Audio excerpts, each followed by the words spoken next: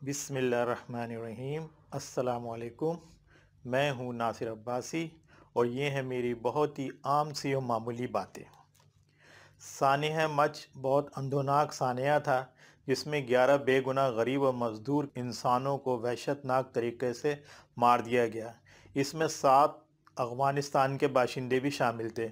इस पे जितना भी अफसोस और गम किया जाए कम है। बलूचिस्तान में ना सिर्फ हज़ारा बिरादरी के साथ बल्कि गैर हज़ारा बिरादरी के लोगों को भी शनाख्ती कार्ड देखकर और उनका ताल्लुक़ सूबे पंजाब से है जानकर कत्ल कर दिया जाता है। हमारे सैकड़ों सिक्योरिटी के अफराद भी दहशतगर्दी का शिकार होकर जामे शहादत नोश कर चुके हैं।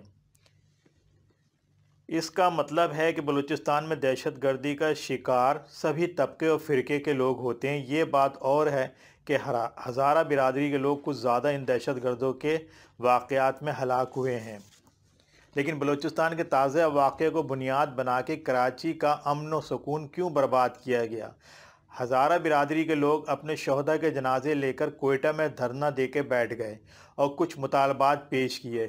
ठीक था, ये उनका हक़ था। हालांकि इसमें कुछ मुतालबात गैर मुनासिब थे और साफ़ और वाज़ेह इशारा कर रहे थे कि ये मज़लूम लवाहिकीन के नहीं बल्कि उनके शहदा के जनाजे हाईजैक करके उसकी आड़ में कोई और अपने मुतालबात पेश कर रहा है।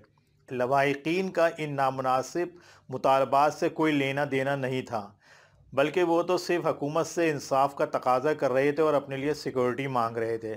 लेकिन इन तमाम बातों में कराची वालों का क्या कसूर था? इनको किस जुर्म की सज़ा दी गई? क्या हज़ारा बिरादरी के लोगों को शहीद करने वाले कराची से गए थे?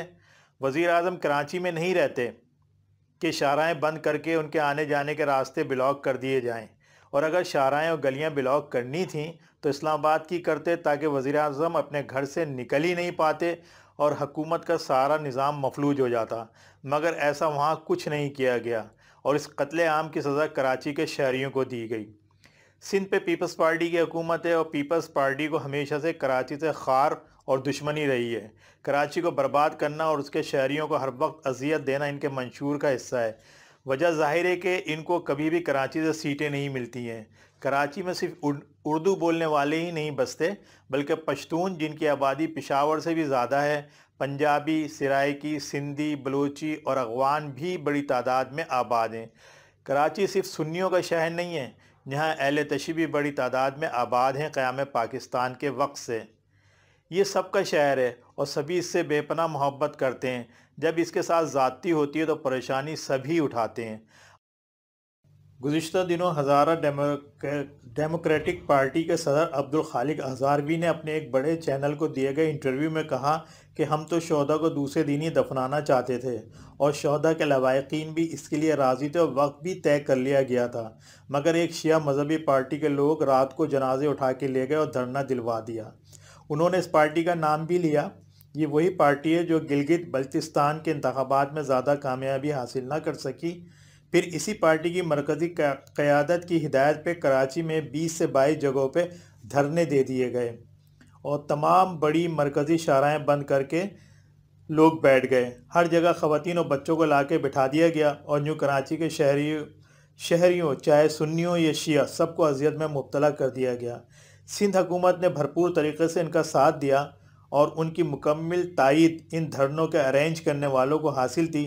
वजह इसकी वही पीपल्स पार्टी की कराची की दुश्मनी कि कराची का अवाम को तंग किया जाए और अजियत दी जाए और पाकिस्तान के माशी हब को मफलूज कर दिया जाए। फिर क्या हुआ? मीडिया ने लोगों के जज्बात थोड़े थोड़े दिखाने शुरू किए।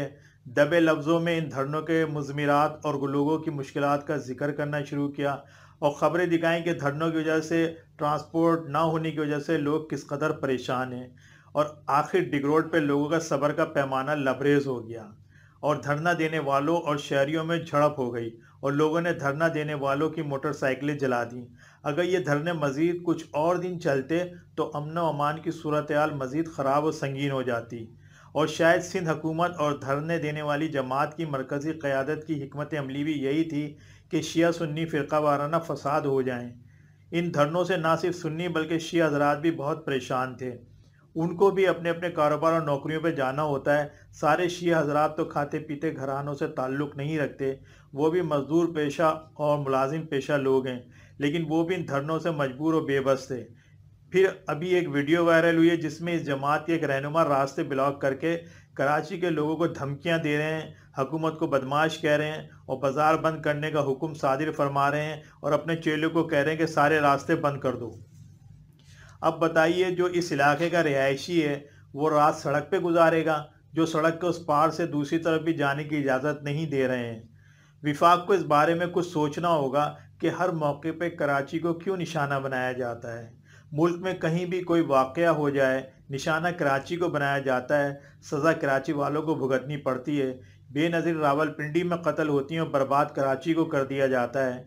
पाकिस्तान की माशी शहरक पर पाँव का अंगूठा नहीं बल्कि पूरा पैर रख के इसका गला क्यों घोटा जाता है। अभी कोरोना में 2.5 से 3 माह शहर को मुकम्मल बंद करके अरबों खरबों का नुकसान पहुंचाया गया और अब 6 दिन के धरनों में अरबों रुपयों का नुकसान पहुंचा दिया गया। खुदा के लिए कराची की मजलूम आवाम की मदद करें और कोई ऐसा कानून बनाएं कि कराची को किसी भी मौके पे कभी बंद ना किया जाए, इसके शहरियों को घरों में कैद ना किया जाए। साने मच के दहशतगर्द आज़ाद और कराची के अवाम अपने घरों में कैद थे। कुछ करें, कुछ करें, कराची वालों को इन नागानी मुसीबतों से निजात दिलाएं जो हर कुछ अरसे पर उन पर नाजिल हो जाती हैं और कराची के अवाम कुछ ना करते हुए भी सज़ा काटने पे मजबूर कर दिए जाते हैं। अगर हमारी बातें अच्छी लगी हैं तो लाइक करें, सब्सक्राइब करें, कमेंट करें। शुक्रिया। अल्लाह हाफिज़।